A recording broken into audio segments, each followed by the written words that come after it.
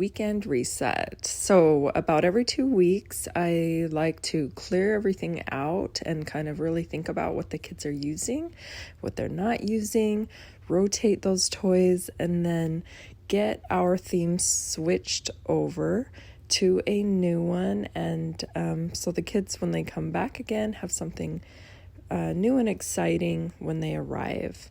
And just always trying to keep their interest, keep them busy.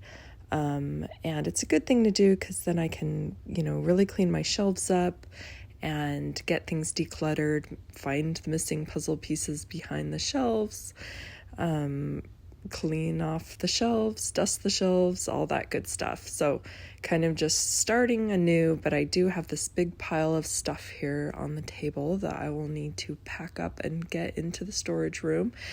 If you don't have a storage room as a care provider or preschool teacher, you need a storage room because this is not really possible without it. So, because you just can't keep everything out at the same time. It's just way too crazy. But with that being said, there are some things that I do keep out all the time. And these are the things that the kids play with every single day. And if I had to pick 10 things that were only in my classroom all of the time, or with a very young or new group that I needed to introduce a lot of things to, these are the 10 things. So listen up if you're new providers, this is for you. So first off, I'm going to do a little baby toy disclosure. So baby toys, they're not on my list because baby toys just stay here the whole time the baby's a baby. The trick with the baby toys is just don't have very many. Just have a few important toys that have intention and that are developmentally appropriate, because those babies, they will play with the same thing every single day and they don't mind. And a lot of these things that maybe the older kids play with, and they can be repurposed and they can also be used in other ways. So everybody actually likes the baby toys. So we just keep these around, but I have 2 infants and they have full access and they get so excited every morning when they come and they go, oh, my toys are still here. So, and then also our ball dropper, big hit with everybody, but this is a baby toy, so it will stay because babies are only babies for a minute. And as they grow out of these toys, of course, they will leave the classroom. Okay, with that being said, we'll move right in. Item number 1 must have for your childcare are blocks. Wooden blocks are the best. It doesn't really matter which kind. I usually only keep one kind out at a time because it can get really messy and overwhelming. But have a lot of blocks because this is a group activity and children will play with this together. And then also it's not a group activity. Sometimes children like to build their own blocks, so that's okay. I'll give them a little rug to work on or a tray so that it's just their very own and they don't have to share either if they're working on it, because we all know there are those kids in the classroom that like to knock somebody's tower over, and that's just super traumatic. So I've had these big chunky wooden blocks. I have a lot more of these. I just have a few out for demonstration right now. Since my first child was an infant, and they just last forever. The best investment you can make, wooden blocks. Next on the list, we have our baby dolls. So don't forget, boys and girls, everybody loves playing with baby dolls. It's very important role playing and caretaking skills. Have some blankets, have some food items, and some bottles, binkies, and a very small amount of clothes, because believe me, little kids cannot put the clothes back on, but they love taking the clothes off. I love these babies from Lakeshore. They're my favorite. And then also this Melissa and Doug small set of food supplies. So if you don't have these cute little babies on your shelf or some similar to it, get babies. Everybody loves playing with babies. But just remember, the trick is don't have too many. But you need to have some for everybody. So don't have not enough. But if you have just enough, You can put them away, and cleanup is ever so easy. And when it's time to wash these babies up, it's not overwhelming either. So there you go, babies. Definitely have to have the babies. Next on my list is going to be this big dollhouse.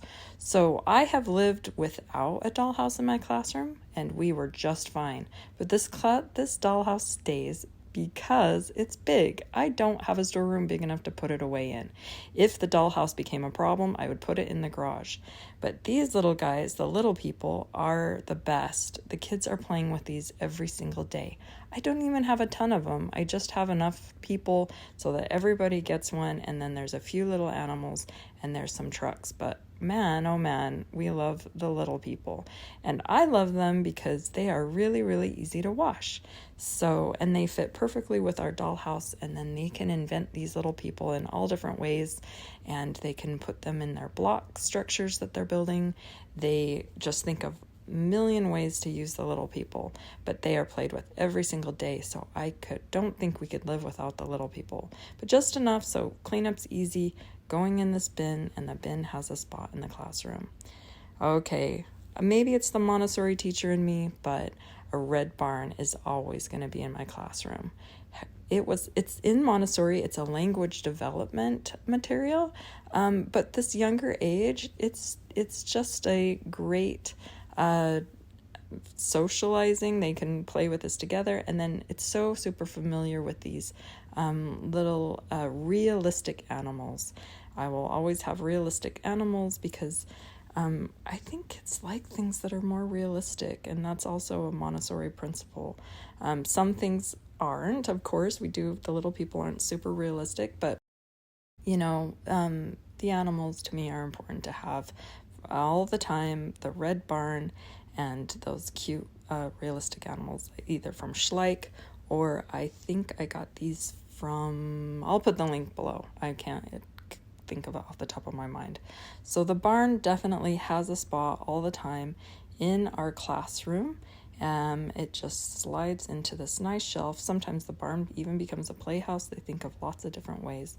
So it gets put away nice and neat, easy cleanup, and a small basket of animals. We just don't have to have a ton. Save yourself a headache with cleanup. Don't have a million things.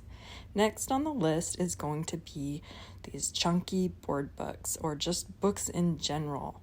I hear a lot of providers say that they have really a lot of trouble keeping books low and accessible to children all the time. If that's the case, just get these sturdy board books and only put a few out until they really understand how to use them. And know your kids. Yes, if you have a destroyer, don't put your favorite board books out until they've learned how to use them. But as you're role modeling and showing them how to read the books, and you're doing this together, they start to understand. And then my children in the class, they understand that our books are very high priority and we take very special care. And I just reiterate this all of the time. So must have on the list, board books. We use them for so many different things. Next on the list, we have our play kitchen. Play kitchens are really important because this is more role playing, and it's the realistic type of role playing that they see happening at home. So it doesn't have to even be an elaborate play kitchen like this. It could be just something you've invented out of a little shelf, and you drew a stove and you put a bowl for a sink. Kids have amazing imaginations, but if you have a little kitchen set up with a small bowl of fruit and a couple plates, they will play for a long time with just that. You don't have to have a whole ton of stuff, but we turn our play kitchen into all sorts of things as we switch it out with themes. Sometimes a lemonade stand, sometimes a flower shop, but the kitchen stays. It's going to be on our list. Next are the Duplos. I don't know what it is about Duplos, but these are a classic. They will always draw the kids in. If I had to say, okay, we have an emergency, we can only have one toy in the classroom, it would be the Duplos, because they will sit and play with these forever. And I've found too that at the end of the day, when it kind of drags on and the kids are waiting for their parents to be picked up, sit down on the floor with your kids and play Duplos. This is the best. It keeps them so entertained and they just love it. We have a few cars, we have a few people, and a few animals. At first I just started with one bin of Duplos, but now we have two. They're very good at, they understand, they don't really get dumped. I taught them how to carry these over to the train table carefully, but they fit nicely back onto the shelf when we're done at the end of the day. And these are pretty easy to wash. I mean, they kind of hold water, but our Duplos are getting washed every week because they're so heavily played with. So next on the list, if you don't have Magna-Tiles in your preschool classroom, what are you thinking? You are missing out. Magna-Tiles are the best. I know they got a bad rap with the little tiny magnets, some very scary stories happening, but people, pay attention to what's going on in your classroom. Don't have anything broken. Toss that broken stuff. It's a good reason to thin things out. Any little breaks, rips, tears, yucky stains, just throw it away. Keep your stuff nice in your classroom. So if you see them being kind of hard on these, you just pick them up in their bin and say, you know what, next time, maybe you won't be so hard on them and you'll be able to keep playing with them. So, because, things get tossed, things get stepped on, things get crashed, but they love the Magna-Tiles. These are played with almost every single day. You don't have to have a light table. I just put them on the light table as effect, just to show you how pretty they are and how fun and how attractive.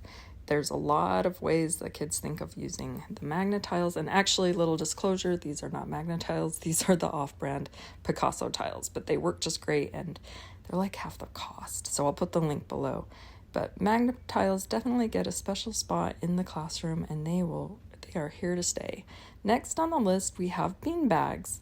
So bean bags, I ordered these ones off of Etsy. If I had a sewing machine, I think these would be really great, easy things to sew up. So we use bean bags for all sorts of things. All ages love the bean bags. Some of the bean bags have textures here and they're crackly, or they have different things inside. And then we have other bean bags that are like you could use for color matching and stuff. But mostly for the bean bags, when I see kids starting to toss or throw things, we just break out the bean bags and say, hey, it looks like you're really wanting to throw something in our classroom, and we can't throw hard things, but maybe we can have a game where we play with the bean bags. So we can do where they toss to a shape, or where they toss to a number or letter. There's just you can hide them, color recognition, all this stuff. But yeah, bean bags. I don't think I could live without bean bags. We use them pretty much every day and all ages love them. And another great thing about bean bags is it's another easy cleanup. You just put them in a basket, put them in a drawer. But yep, here they go, bean bags. They are definitely deserving a spot in our classroom. We are going to stick with bean bags. And if you can sew, good on you. Sew yourself up some bean bags. Next on the list, we have our play silks. This is very important. I think this is the last thing on my list. I just have one set of play silks here, and that is plenty. Everybody has a silk to play with if they want to. They can make forts with these. They can play dress up with these. We use them in music and movement. We use them when we play, spatial awareness, like over and under. The possibilities are endless, but I love that they can use their little imaginations and think of whatever they want with the play silks. So yeah, play silks, and they're super easy cleanup. Wad them up. Oh, and by the way, babies love them for peekaboo. So you have to have the play silks. Love, love, love them. Definitely deserving a spot in our classroom. So I want to know, what's on your top 10 list? Make sure to comment below and let me know. Thanks for watching.